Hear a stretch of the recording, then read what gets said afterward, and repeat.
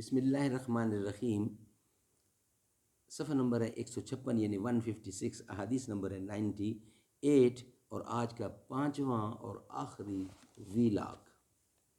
قال قال اللہ تعالی فی شان حبیبی وما آتاکم الرسول فخذوہ وما نہاکم عنہ فانتہوا. جو تم کو رسول دیں وہ لے لو، اور جس سے روکیں اور جس سے باز رکھیں اس سے رک جاؤ، اس سے منع ہو جاؤ. معرف الحدیث، احادیث نبوی کا ایک جدید اور جامع انتخاب، اردو ترجمہ اور تشریحات کے ساتھ، جلد نمبر 2. رائٹر ہیں اس کتاب کے مولانا محمد منظور نعمانی.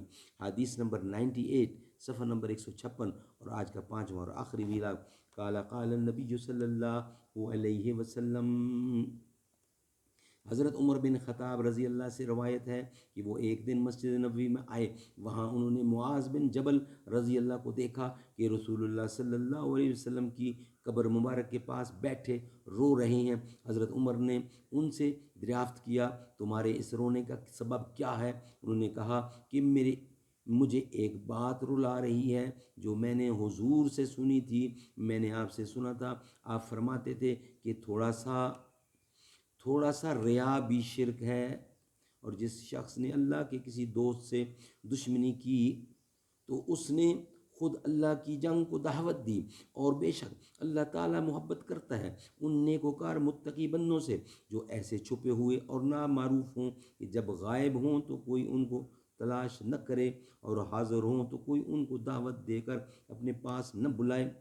ان کے دل ہدایت کے روشن چراغ نکل جاتے ہیں کالی آندھیوں میں سے. تشریح: حضرت معاذ رضی اللہ کی یہ حدیث جس کو یاد کر کے وہ رو رہے تھے چندہ جزا پر مشتمل ہے. پہلی بات یہ کہ حضور نے فرمایا کہ تھوڑا سا ریا یعنی ریاکاری بھی شرک ہے، اور حقیقتاً تنہا یہی بات ان بندوں کو رلانے کے لیے کافی ہے جن کے دلوں میں خدا کا خوف ہو اور وہ شرک کی شناخت تو قباحت کو بھی جانتے ہوں. کیونکہ خفی اور باریک قسم کے ریا سے بچنا ان بندوں کے لیے بھی بہت مشکل ہے جو اس سے بچنے کی فکر اور کوشش بھی کرتے ہیں. بسا اوقات ایسا ہوتا ہے کہ اللہ کا بندہ اپنے عمل کو ریا وغیرہ سے پاک رکھنے کی پوری کوشش کرتا ہے، لیکن پھر اس کو محسوس ہوتا ہے کہ ریا کی کچھ لگاوٹ آ ہی گئی. عارفین کا یہ عام حال ہے کہ وہ عمل کرتے ہیں اور بعد میں یہ محسوس کر کے روتے ہیں کہ جس اخلاص کے ساتھ عمل ہونا چاہیے تھا وہ نصیب نہیں ہوا. غالباً حضرت معاذ کہ اس رونے میں بھی اس احساس کو دخل تھا.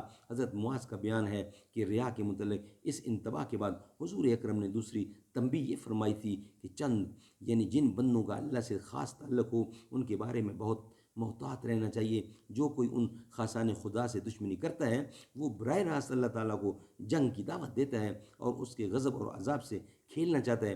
پھر آپ نے ارشاد فرمایا کہ یاد رکھو وہ بندے محبوبان باہر گاہے خداوندی میں جو نیک وکار اور تقوی شعار ہیں، لیکن اسباب شہرت سے بچنے کی وجہ سے کوئی ان کے اس امتیاز کو جانتا بھی نہیں.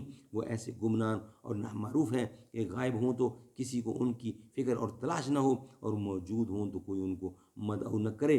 ان کے دل روشن بلکہ دوسروں کو روشنی دینے والے چراغ ہیں، اور وہ اپنے دل کی اس روشنی کی وجہ سے فتنوں کی سخت سے سخت اندھیریوں میں سے اپنے دین و ایمان کو محفوظ رکھتے ہوئے نکل جاتے ہیں. حضرت معاذ رضی اللہ کے رونے میں غالباً ان کے اس احساس کو بھی دخل ہوگا کہ افسوس ہم ایسے گمنام اور نامعروف نہیں رہے، اور ہماری زندگی ایسی غربت اور کسی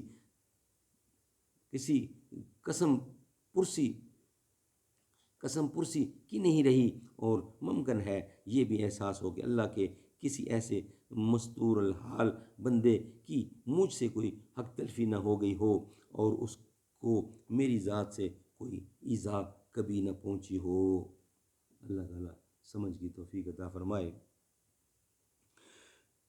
محمد کی غلامی دین حق کی شرط اول ہے، اسی میں ہو اگر خامی تو سب کچھ نامکمل ہے. کی محمد سے وفا تو نے تو ہم تیرے ہیں، یہ جہاں چیز ہے کیا لوح و قلم تیرے ہیں. یہ فیضان نظر تھا کہ یہ فیضان نظر تھا یا کہ مکتب کی کرامت تھی، سکھائی کس نے اسماعیل کو آداب فرزندی۔ اللہ تعالیٰ سمجھ بوجھ دے، آمین ثم آمین۔ بجا خاتم النبیین صلی اللہ علیہ وسلم۔